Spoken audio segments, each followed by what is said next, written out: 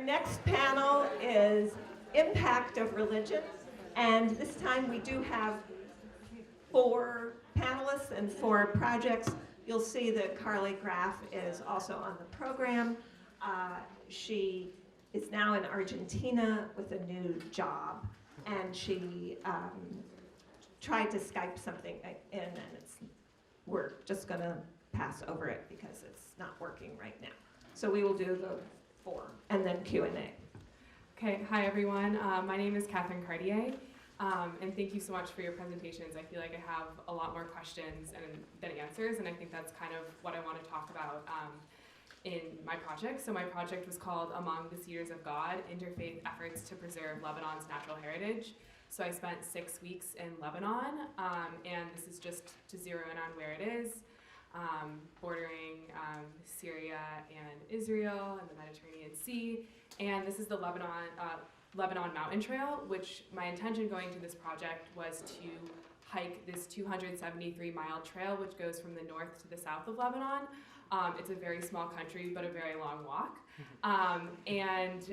This trail is kind of unique because it brings together communities from across Lebanon, from different religious and sectarian and class backgrounds around the idea of nature. And there are cedars, which there it is.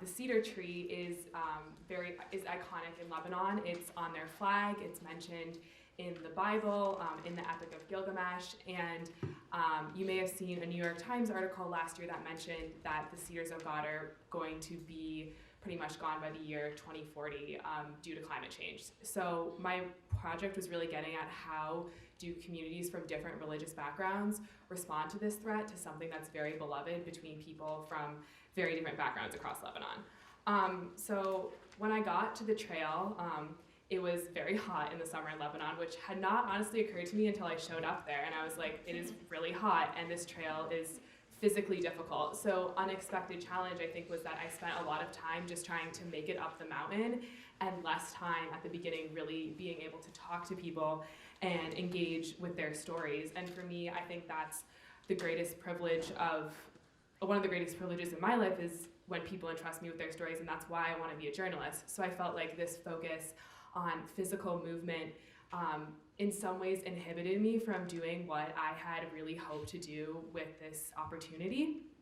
So my biggest challenge, I think, was to give myself the flexibility to rethink and reimagine what this could look like while staying true to my intention and determined to hear stories of interfaith conservation in Lebanon. So 100 miles into the trail, I headed back to Beirut, a city where I used to live, and started living with a friend and just doing day hikes. So my plan for how I would get the stories changed pretty dramatically in the middle. But while I was on the trail, I had heard these tidbits. I heard about a priest who had started building a juniper forest, planting a juniper forest in his area, working with people. He was a Christian priest, working with Syrian refugees and also Muslim communities in that area in the Ba'a Valley. I had also heard of a Druze sheikh, a Druze religious leader who had started a house for the environment. And these were places and interviews that were off of the trail and off of my plan, but I just decided to go for it and follow these leads. And those time that I spent with them in unexpected places led me to some of the stories that I value the most and the ones that I ended up publishing. And so I really, the content, I guess, of my project is the feeling that nature can be a shared space for people. And Lebanon, unfortunately, education is very based on, for many people, is based on their sectarian identity and their belonging to a community. And in some areas, people were able to interact when they were in parks or in these few public spaces in ways that they wouldn't have been able to do so otherwise. And I also saw that communities were coming together in new ways around preserving cedars, and this wasn't just about Christian versus Muslim, which is the normal divide we hear about in Lebanon, but also about tensions between Christian communities that had dated back to the Civil War. So I visited a place where they were trying to build a corridor of cedars through the mountains to connect to Christian communities that had sort of had animosity dating back to an assassination during the Lebanese Civil War.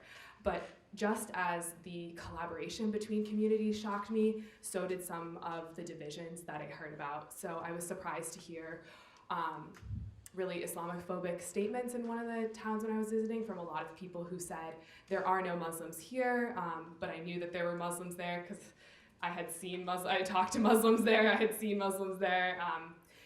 So hearing these really strong statements in contrast to the collaboration I saw, I think gave a certain complexity to what I was seeing and really made me question sort of like what narratives I was being exposed to and which narratives I was missing. So about halfway through the summer, I met a new acquaintance in Beirut, and she asked me what I was doing, and I said I was reporting on religion and the environment for the Pulitzer Center for Crisis Reporting. And she heard the word crisis and was like, is there a crisis of religion and the environment? And I was like, ooh, well, there were a lot of crises in Lebanon this summer.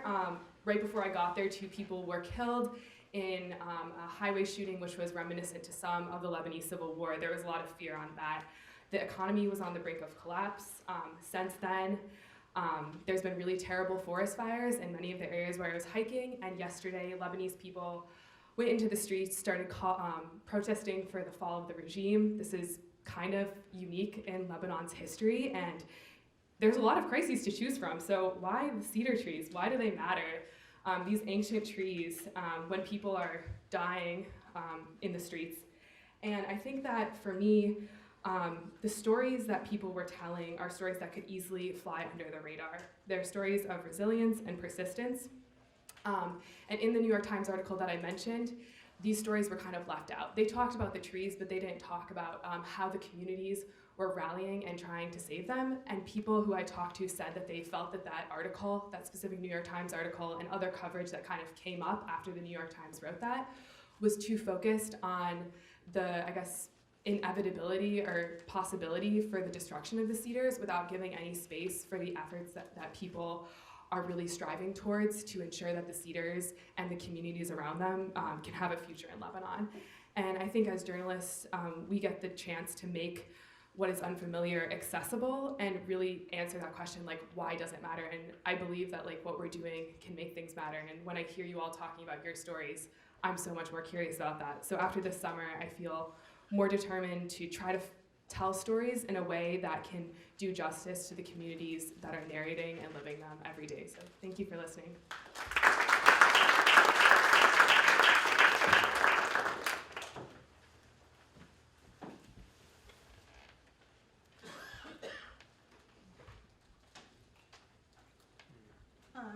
So my name is Kaitlyn Johnson, and I am a master's student in Georgetown's Masters of Science in Foreign Service program.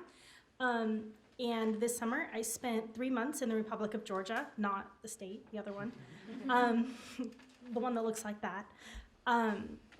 So as you can probably tell from my degree, I'm very interested in politics, and in particular, I'm writing my thesis on displacement from Abkhazia and within Abkhazia, which we'll talk about in a minute. So a lot of what I reported on was the intersection of religion and displacement and how sort of the human experience influences the politics, or how the politics influence the human experience and how they coexist. So just as a bit of background, this is Georgia. You can see Abkhazia and South Ossetia are 2 regions in the north. They're both de facto independent states. They're recognized only by Russia and a couple states that have been coerced by Russia, like Venezuela and Vanuatu. But all other countries recognize them as part of Georgia. However, since 1992, each of them have been self-governing. And so representatives from Tbilisi have not entered into, exited from, or had any control over the regions. So I reported on people who had fled those conflicts. The first conflict was in 1992, and the second one was in 2008, which some of you might remember. So as you can tell, like the conflict started in 1992, meaning that that really the entire time since the fall of the Soviet Union, the entire time that Georgia has been a country, they have been embroiled in these conflicts. So these conflicts are really central to Georgian identity and the regaining of these territories and control over these territories. So I was lucky enough over the summer, lucky, I don't know, but there were protests starting from June 20th all the way until September 20th on the main avenue. So they started out with tear gas and rubber bullets, but calmed down after a couple days. And this is a picture from one of those protests. And at the center of those protests were the issues of the contested territory. So again, these are very central to Georgia and how people think about it. But another aspect that's very central is the issue of religion. So that's a monastery up there on the mountaintop. And Georgians will be very quick to tell you that they are the oldest Christian country in the world.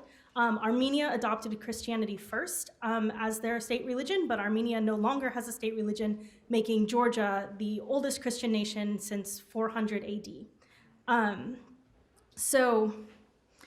And they, let's see, so 83% of Georgians say that they are Orthodox Christians, and 89% say that they are Christian in general. Religion is really ubiquitous in Georgian society, and especially Orthodox Christianity. So this is just a metro station, and all around the city of Tbilisi, in the capital, you can find these little donation boxes to Orthodox places. And lots of beggars have icons with them so that when you donate, you're also paying to a saint, things like that. Religion's very, very central. However, so in the 90s, after the Soviet Union fell, you have in the Caucasus a lot of different ethnic groups. And so Georgia really had to create a unifying identity that was not attached to its Soviet history, but that really made it itself and that brought everybody together. So the two main things, as you might have guessed from the beginning of my presentation, that they built this identity around are the idea of Georgia as a continuous territory, including Abkhazia and South Ossetia, and as an Orthodox Christian country. And so really Georgian identity and national unity really rest on these two pillars. And the moment you begin to talk to people, they bring up these things as what makes them Georgian and what makes Georgia Georgian. However, there are some cracks in this foundation. First of all, the issue of displacement.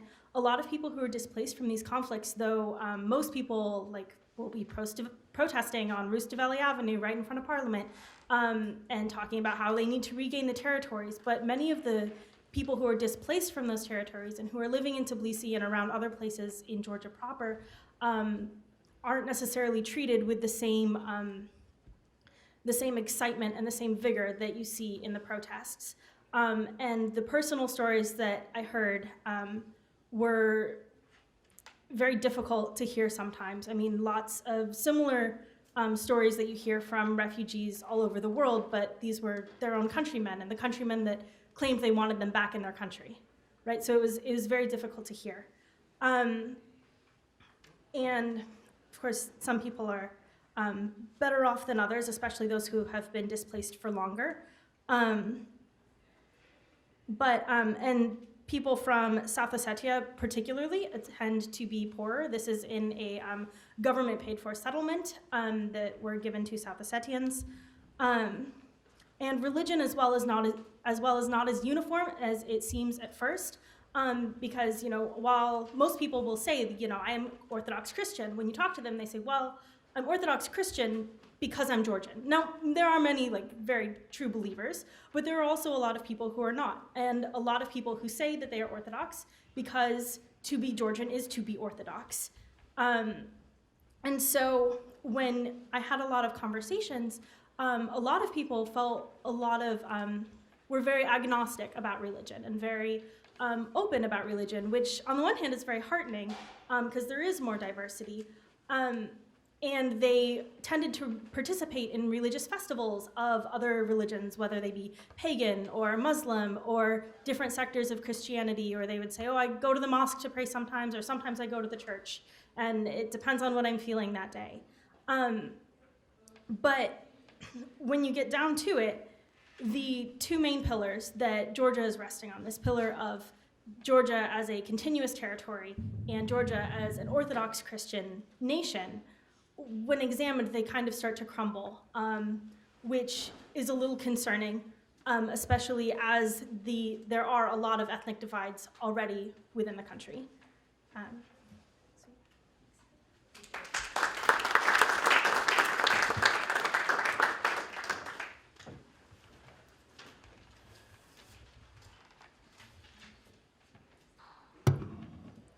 Hi everyone, my name is Nikhil. I'm with the University of Chicago's Harris School of Public Policy, and I'll be sharing about my presentation. We're looking at the future of shared sacred spaces, particularly Sufi shrines in India today. So throughout my presentation, I'll be using this word dargah to refer to these shrines. A dargah is essentially a shrine built around the tomb of a Muslim holy figure, a saint. And these shrines can range from sort of just a roadside structure with a few offerings and not much else to a massive complex that's visited by thousands of people a day. And dargahs, particularly in South Asia, for South Asian Muslims, they're holy sites, places of pilgrimage, places of reverence, and also sites of healing. But the unique thing about dargahs, which makes them so interesting for my project, is that they're visited by people of all religious backgrounds traditionally. Although they're the sites of Muslim saints, people from Hindus, Muslims, Sikhs across India's religious diversity have traditionally come to these places and also revere these saints. At the same time, though, in India today, there's a lot of rising polarization. A lot of this is driven due to the rise of Hindu nationalism, this right-wing extremist ideology that believes that India should be a country for Hindus and Hindus alone. Minorities make up around 15-20% of India's population. And so along with the rise of Hindu nationalism, the current ruling party in India is a Hindu nationalist party. There's been an increase in hate crimes, in violent political rhetoric and policy directed towards minorities, particularly Muslims.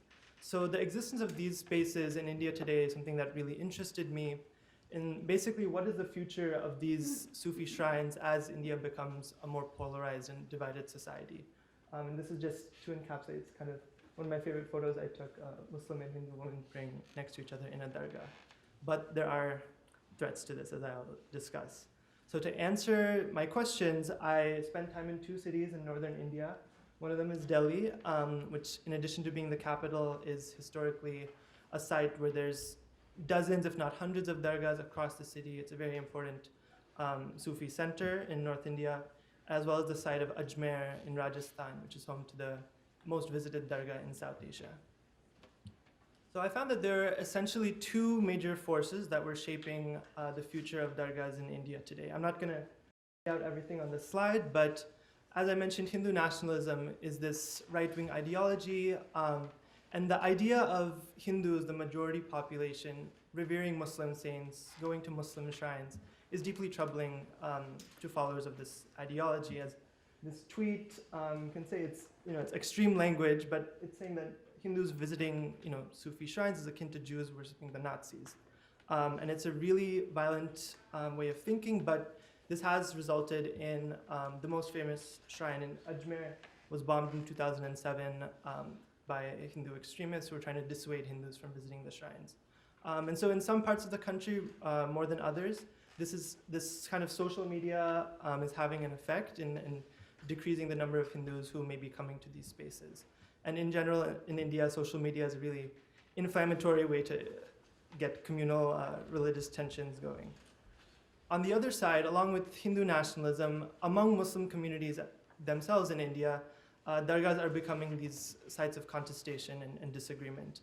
A lot of this is due to the influence of Wahhabi or Salafi Islam from the Middle East, particularly funded by Saudi Arabia. And this is a form of Islam, ideology that does not look upon these shrines favorably at all. Wahhabi and Salafi influence, particularly in Pakistan and the neighboring country, has resulted in many of the major Sufi shrines in Pakistan being bombed and attacked by extremists. In India, this has not happened to the same extent, but there are, again, among sort of the more urban, younger generation, more educated Muslims who receive the education about their religion not just from around their homes and in their communities, but also from the internet and from sources outside of India. There is this distancing effect that's going on with these shrines, where they're associated with sites of superstition. There's a lot of influence from local traditions, from Hindu traditions, and so they're seen as not sites of proper Islam and proper Muslim practice. At the same time, though, I want to emphasize that although there are these religious forces from Hindus and Muslims who are not happy with these shrines, for the most part, when I was there in India, I was seeing on the ground that these shrines really are sites of kind of people from all backgrounds coming together and sharing this space. And the more I talked with people at the shrines, from worshippers to officials at the dargahs and other reporters, researchers, I found that a reason for this is less about religious identity and a lot about public space and accessibility in Indian cities. India is a society, like many others, that has many different divisions on the lines of religion, caste, gender, and public space is really regulated by those divisions. You can't really, if you're a woman, for example, you can't really just hang out on the side of the road and in groups. There's all sorts of restrictions that different groups face. And even when in places of worship, in Hindu temples and mosques, these are not spaces that are open to just anyone to walk in. But a Sufi shrine is one of those spaces, and it's a really unique kind of place. On the left side, this is a photo I took on the day of Ashura, which is a national holiday in India where schools are closed, and the dargah I visited just turned into this temporary daycare. All these moms around the neighborhood brought their kids to the dargah. The children were, the shrine, the tomb is like in the back there. They were playing catch and like playing tag like around in the shrine. It was very, very chaotic, like very fun to see, but pure chaos. And there was no one who was like, everyone sit down, like this is a holy place, just sit and pray. And a dargah is a really fluid, open space that adapts to the needs of the community. On the right, you can see people eating. There's a practice called langar, which is offering free food to anyone who comes. Again, in South Asia, based on taboos of caste and gender, eating food that's cooked by someone who's not from your caste or religion is a really, historically been a very taboo thing. So the idea of just sitting next to each other and sharing a meal is again a very radical thing. So I don't want to over-romanticize these spaces because dargahs do have their own issues regarding, for example, women's access and worship, places, they're places of healing, but there's a lot of issues around the treatment of mental illness. And they are, at the same time, though, I do want to emphasize that as far as being spaces for India's most marginalized communities, who are the poor, lower castes, women, minorities, for these people who are the majority of the worshippers and attendees at these spaces, dargahs do represent a truly accessible and public space that they can feel belongs to them. And that's sort of the takeaway that I received. My family doesn't have this history of going to dargahs, and I'd never been to one before this summer, but it's really, you can see in a society that is so divided along religion, caste, gender, dargahs are places where you just see groups of mixed gender, mixed religion, people of all ages kind of hanging out. And for the people in this room, if we're in India and just want to hang out, we can go to a coffee shop, we can go to a mall. But for people who are more marginalized and don't have that level of privilege and access, the Sufi shrine really does fill that role. So in a society which is still seeing rising polarization, I can't say too much about future predictions, but everyone I talk to is very hopeful that these spaces will continue to exist and provide some sort of neutral meeting ground. Thank you.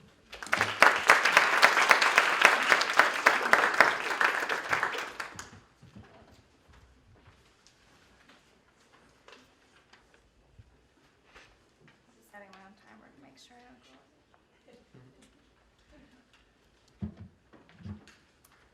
My name is Lily. I'm a senior at Yale University, and this summer I was in Texas, moving between Austin and El Paso and Juarez in Mexico. And my project focuses on the nuns working on the border. 2 summers ago, I was reporting for the Toledo Blade in Ohio when ICE launched a giant workplace raid in a garden nursery nearby.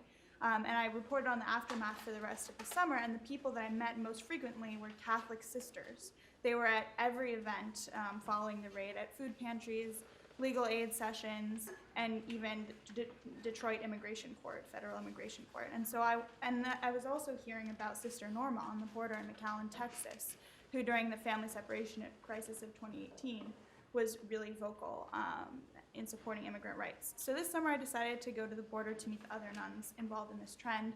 Actually, 1,000 American sisters moved to the border, have moved to the border since 2018, the summer of 2018, in response to this big call that the League of Women Religious in the U.S. put out for their help. So I'll just introduce you to a few of the nuns I met and then talk about some of the broader themes. My guiding questions were first, who are these nuns who have moved en masse to the border or who were already living there, and what is motivating them? So this is Sister Carmen. She's actually a Juarez native. She's born and raised there and works in one of the poorest, actually the poorest colonia in the city. A colonia is the word there for slum, essentially, and it's the place where a lot of middle-class Juarez residents dump their trash because they think no one lives there. So with her, one major takeaway for me was looking at how systemic poverty in Juarez for the locals shapes their attitude towards migrants, and it often goes in both directions. It often feeds resentment because you have these people coming in who are using these utilities that are not even present in some of the poorest neighborhoods, but it also leads to tremendous generosity because they can sort of feel that commonality. That's something that I saw in her community. This is Sister Beatrice. She lives in El Paso. She runs Casa Vides, which is this partner shelter of Annunciation House, which you may have heard of. It's often in the news. It's the largest migrant shelter in El Paso. And Casa Vides is mostly for pregnant migrants. Sister Betty and the priest she lives with, Father Peter, they live in community together. There's no romance there. But they've been living together for maybe 40 years now. They spent a lot of time in Peru and El Salvador. He's actually one of the founders of CRISPAS, which is a huge aid and education organization dedicated to El Salvador. And she's in her 80s, he's in his 90s. They're living in Juarez, and now they mostly lead border immersion experiences for Americans there, but they used to run a domestic violence shelter. And this is Sister Tonya, who is the subject of the piece that I'm still working on. She is also born and raised in Juarez, but she's a member of an American order of nuns based in Monroe, Michigan. And she is the main person who coordinates aid for about 40 migrants living in a local parish. And they're from every country in Central America, plus Cuba. And I'll talk more about her right now. This is the parish she works in. The priest there is the man in the white shirt. And he calls her Hermana Uber because she drives migrants everywhere to their meetings with psychologists and doctors, to legal aid sessions. And I also went with her several times driving migrants to the border, and they would cross to go over for their immigration hearings. And one really poignant moment for me was I went with her the first time she did this because she's learning as she goes, dropping off these two young women. And she watched them go through the turnstiles and walk across the bridge, and she stood there not knowing what to do, and she got really worried. She said, I have to make sure they make it. So she walks across the bridge in her little all purple outfit, and walks to the middle of the bridge and just stares out for 10 minutes to try to find them in the crowd and see that they've crossed. And then she turns back, and we go back in the car, and she goes and drives other people around the city. And this is the back patio of that parish where the migrants do their laundry outside. And I'll just briefly gloss two stories of women who I spent a good amount of time with there. Fatima from Nicaragua migrated to... Oh, yes.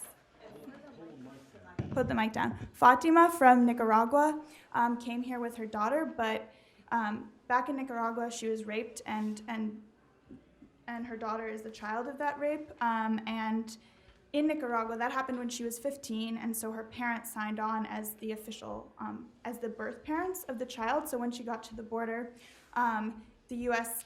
authorities wouldn't count her as the mother of the child, so they were separated. But fortunately, in the past month, they've been reunited in New York. And I'm going to skip over the other story because I'm a bit short on time. But this is a photo of Sister Tonya and a woman from Cuba who came here with her son. And when he arrived, he stopped eating, and Tonya's in a continuous fight to get him to eat. But many of the Cuban migrants there are really depressed, suffering from chronic depression, because in the past, Cubans have had a special pass to get into the U.S. under the, I'm forgetting the name of the policy at the moment, but the Obama administration ended that policy. So many of them are still coming, ignorant of the fact that they no longer have any priority, and then they're stuck in Juarez under the Remain in Mexico policy. And one thing, this is a letter that a wife of one of the migrants staying in the parish wrote to try to get out of detention. She is stuck in Sierra Blanca Detention Center in Texas for 3 months, which is really unusual. And this is sort of a symbol for me, just thinking about how you have these nuns on the border often supporting women.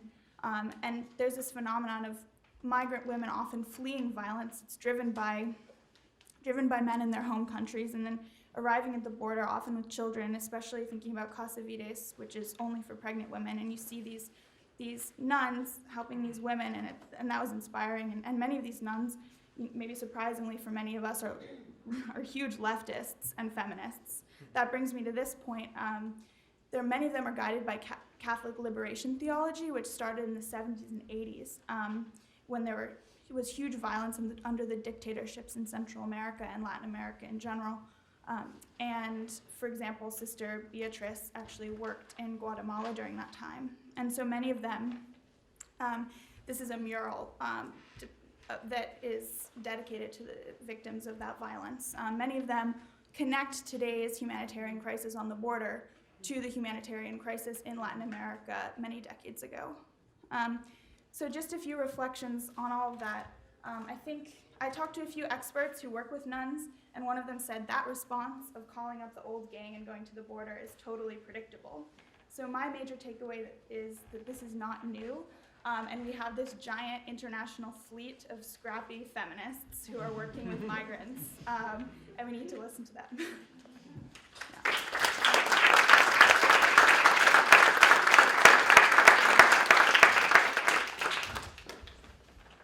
Okay, those are excellent presentations. Thank you, all 4 of you. I'm sure we have some questions. I will start with you, I'm Audrey Henson. I'm from Hunter College in New York. My question's for Nikhil. So I feel like a lot of us, with the reporting we're doing, we're kind of peeping into somebody else's culture and kind of investigating from an outside perspective. But since this is obviously your family's culture, and I don't know exactly how you grew up, is there certain challenges that kind of were posed to you in talking about your own culture, kind of trying to be removed from it a little bit? Yeah, definitely. I think, so I grew up in the US and visited India with family, but like I mentioned, my family doesn't have a history of going to dargahs, even though many Hindus do. And so the first day, so I landed in Delhi middle of the night, and the next morning I visited the first dargah, and I was so not prepared. I was I don't know what it's gonna be like. I had never spent time in a Muslim neighborhood or area of cities in India, and just because of where my family would live in the cities. And so I was very much, even though I intellectually knew about these places, I was unsure when I stepped into this space what it's gonna be like. But something that really struck me, particularly in these shrines, is the degree to which things were still familiar, particularly as someone who has been to a lot of Hindu temples. I knew, okay, I take off my shoes, I cover my head, I don't turn my back to the shrine. All of these small behaviors which I noted were similarly being conducted in these spaces. So there was some sort of recognition that oh, this is it's like my culture. It's not exactly my experience, but there were a lot of smaller cultural cues, and I'm working on a piece on shared ritual kind of traditions in temples and dargahs. But I think, yeah, I don't know if that answers specifically the question, but it was sort of an adaptation to a new environment.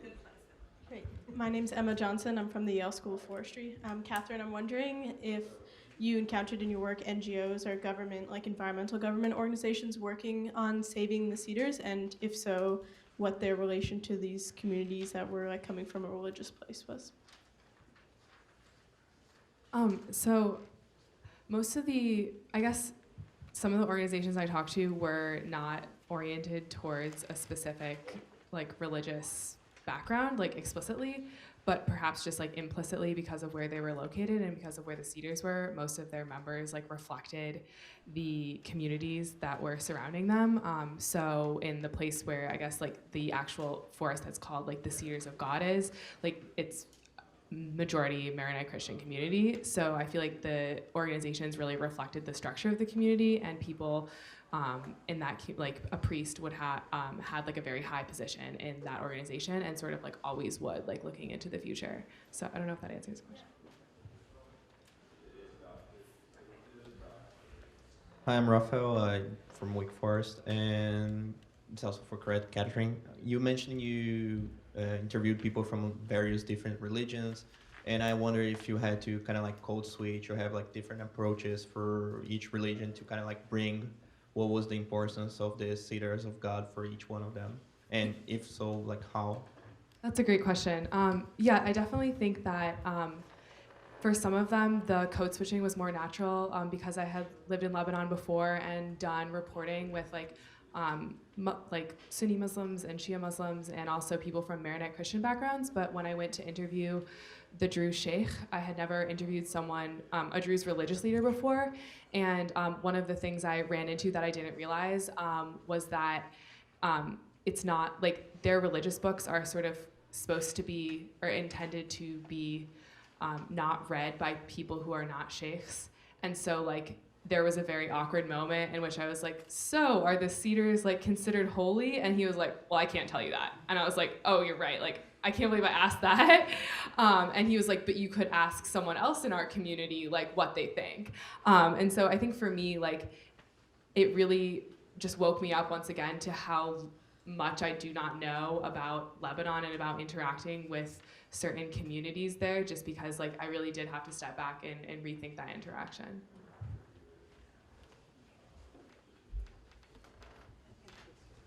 My name is Fernanda. I have a question for Lily. So having grown up in El Paso, I completely agree with you in regard to what you said about so many things going on in the border and people are just now paying attention.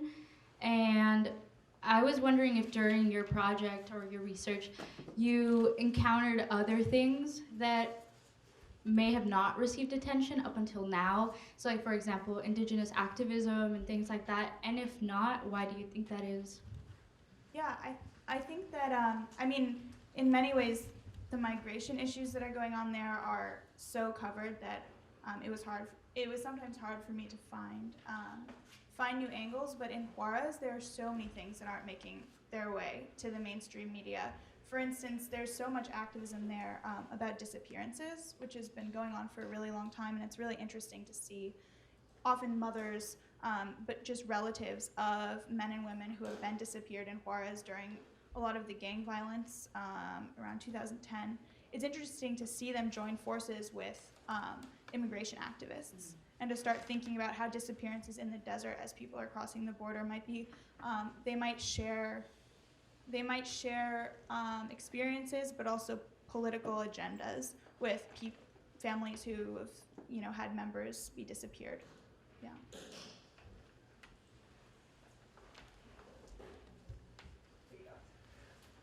My name is Hani. I go at Davidson. I'm always skeptical about religious institutions being involved in, rescuing immigrants or basically dealing with immigrants, because I always feel that they push in a way or another for their agenda, because that's how they get the money as well. So when you were there, did you see or did you feel that there was any kind of imposition of the way those nuns or fathers thought of religion, or did they kind of push for any kind of like missionary-like ideas to for those people to kind of, I don't know, maybe draw them more into this church or that church? And what did you think of that? Yeah, I sort of encountered two sides to Catholic Juarez. One was, and this is a simplification, but in many of the stories I heard, it really played out between the traditionally conservative Catholic institution there, which is dominated by priests, which are all men, and then you have these base communities that are in the tradition of liberation theology, and often run by women and often nuns. And in the context of those base communities, one of the key teachings of liberation theology is that the Bible is there so that we can read real lives into it and read the Bible into real lives, but what is really celebrated and deemed important is those real lives and the systems that are shaping them. So they have this thing called social analysis, which is really not informed by doctrine, but it's a way of thinking about how political structures and economic structures impact individual lives. And so that's what these nuns were influenced by. And I tried to focus on people who were thinking that way, as opposed to people who were sort of maybe acting more like missionaries. Hi, my name is Pallavi Puri, and I am a student at Boston University School of Public Health. I have a question for Nikhil. Coming from India, like, I was recently in India too for my story in the summer, so I just wanted to ask that while you were there and as the Hindu movement is just increasing day by day, did you observe or did you meet anyone who said that they could feel the fear in these institutions, or the number of Hindus reduced in these dargahs? So the first question was why I was there? Sorry, what was the first question? Just why I was in India, or? Yeah, when you were there, did you observe, did you meet anyone who had said that they could feel the fear of it, or the number had reduced? Yeah, so I asked this to most of the different like trustees and caretakers of the different dargahs I was visiting. And so I got a sense that at least in Delhi and Ajmer, this reduction in Hindus visiting was not as apparent. But the trustee of the Nizamuddin Dargah in Delhi, which is the kind of most famous dargah in the city, he was saying that he was noticing this rise on social media at least. It hadn't translated into actual reduction of numbers.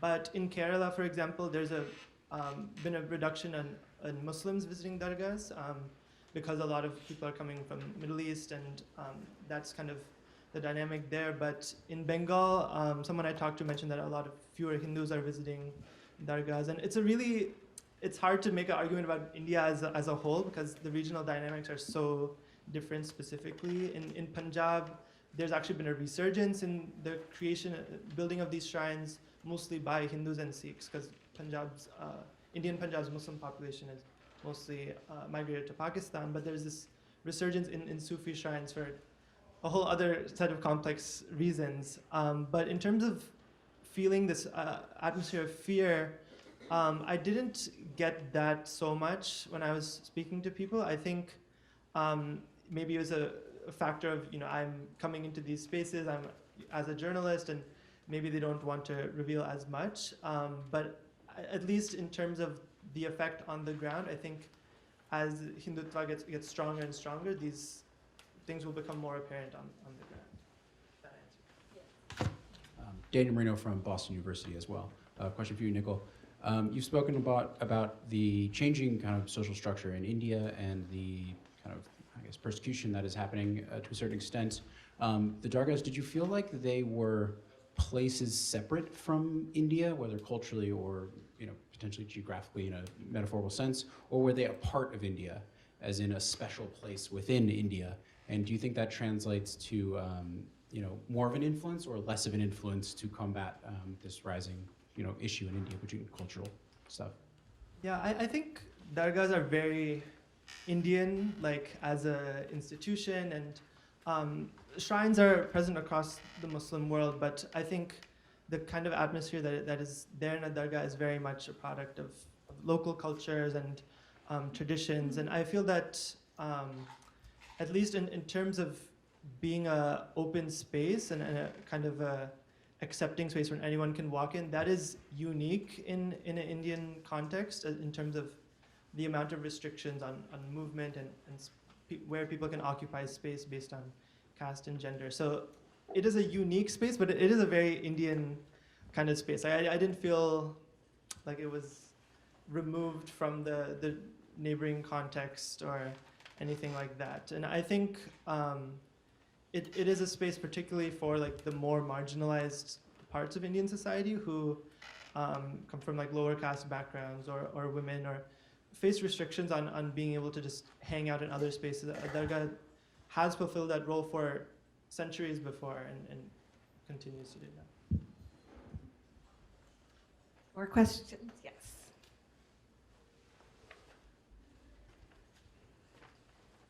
Here you go. Hi, I'm Samita Sane from the University of Pennsylvania, and I also have a question for Nikhil. I was wondering, at the end of your presentation, you kind of mentioned that, that dargahs necessarily aren't spaces for everyone, that there's problems associated with it, whether those be like more lower income people or women. So I was wondering if you could kind of talk more about, did you get to talk to some of these people and what were their experiences like?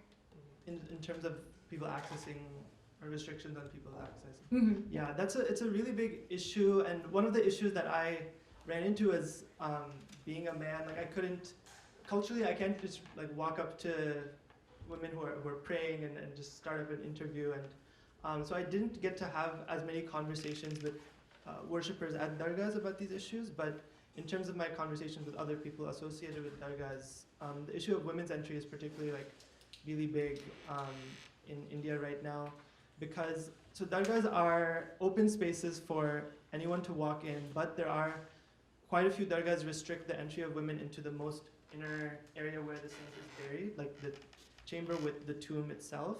So women are permitted to sit in the courtyard all around, but not enter the most famous one, but the most inner area. But that's not unique. It's not universal across dargahs. The Ajmer dargah, the most famous one, is completely open to women. There's many shrines in Delhi where I visited where women were going inside. So it's not unique. It's not like a requirement of dargahs, but there have been a lot of women's movements to open up dargahs completely to women's worship. So a very famous dargah in Mumbai, the Haji Ali Dargah.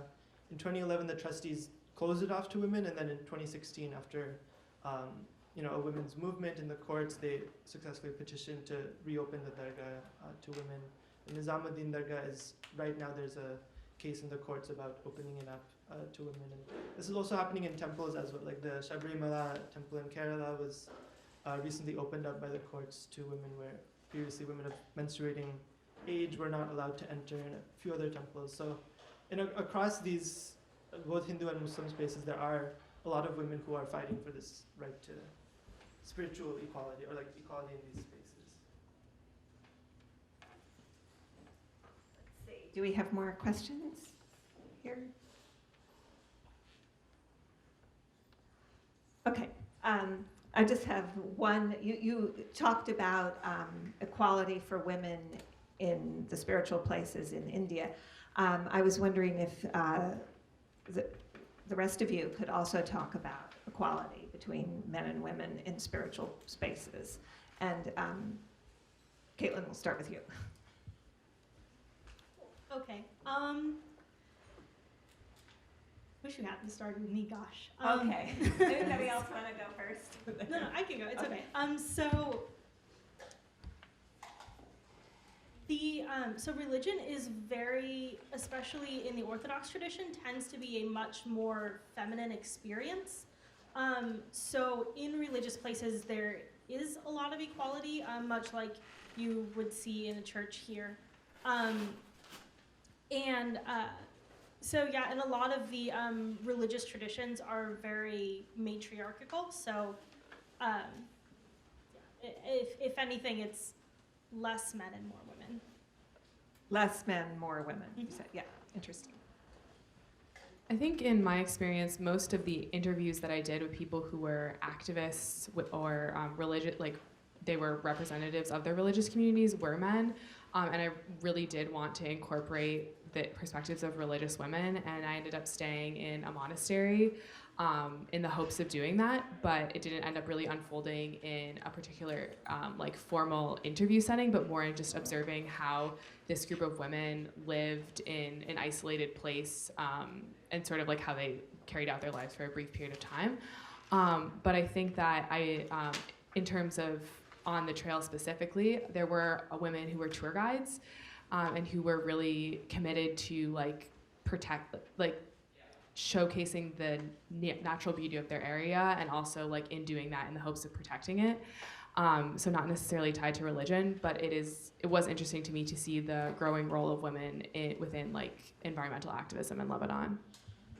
And Lily, you spoke a lot about women. Why don't you just tell us about the men? The men? Okay. Well, I have a funny story about inequality between men and women in the Catholic Church in Juarez. there's this priest who is a newly minted priest from Mexico City who arrived in Juarez, and he moved into the neighborhood where Tonya and Maureen, who are the two nuns that I was living with, were working in at the time. And he basically booted them out of all church activities. And this is the sort of like conservative, traditional side of Catholicism in Juarez that I encountered. And it got to the point where they could no longer run their base community or have any of these conversations about social analysis, and so they had to leave, and they moved. But on the other hand, their current priest is fantastic.